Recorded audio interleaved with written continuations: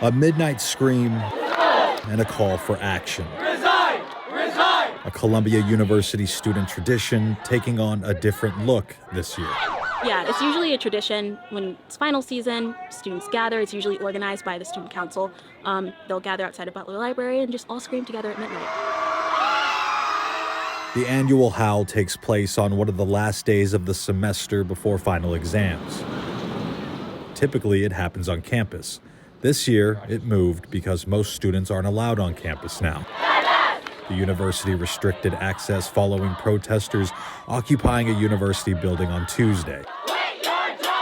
Instead, students gathered in front of Columbia President Minouche Shafiq's residence. I've been protesting both Columbia's attachment to the war and the war in general. A freshman who didn't want to be fully identified told us this year's scream is about the university's response to pro-Palestinian protesters. But right now, we feel more stress due to Minouche Shafiq's complete tyranny and fascism on campus as opposed to finals.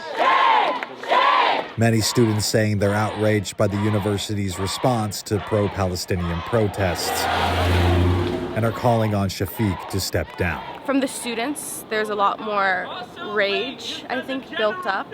It was just more of a symbol to de-stress themselves once more, but now directed towards the president. A call for action and a hope their shout and message is not a scream into the void. I felt that the Columbia students are together kind of against the world. I've had a lot of anger pent up towards Columbia University. I'm glad I was here. Tomas Hoppough, Scripps News, New York.